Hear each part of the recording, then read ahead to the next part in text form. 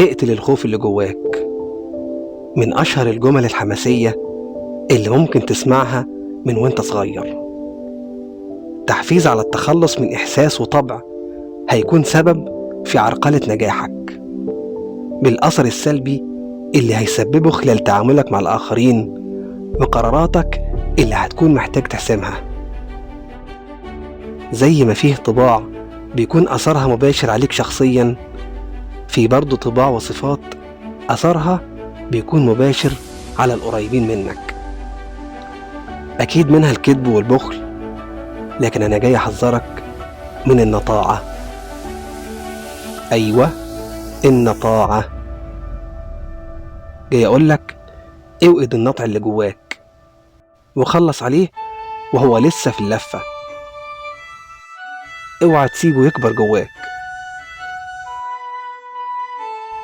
صور النطاعة اللي بنشوفها كتير، أشهرها لما بنشوف شاب مع زميلته أو خطيبته متعمد يسيبها تحاسب ليه على مشروب شربه، أو أكل أكلها معاها، أو مواصلة كانوا فيها سوا.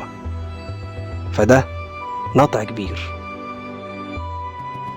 الشاب اللي بيبقى نايم على كنبة الأنتريه ويسيب أمه أو أخته تنزل بالليل تشتري حاجة بسبب إنه رافض ينزل، لمجرد إنه ممدد على الكنبة وبيتفرج على الفيلم شده. فده نطع كبير. والزوج اللي بيسيب مراته تاخد بنته أو ابنه الصغير للدكتور تكشف عليه لوحدها، لمجرد إنه مش عاوز وجع دماغ. فده نطع كبير.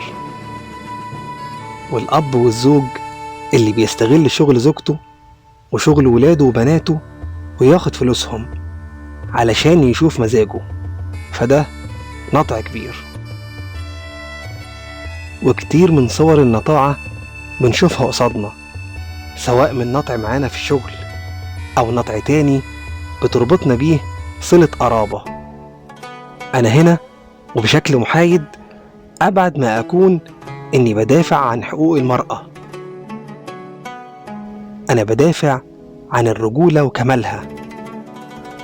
المفارقة إني لما فكرت لقيت إن كتير من الطباع والصفات السيئة بنلاقيها في الرجل والمرأة بشكل متساوي. مثلا في كذاب وفي كذابة، بخيل وهنلاقي البخيلة. لكن النطع ملوش مثيل أنثوي. النطاعة صفة ذكورية بحتة.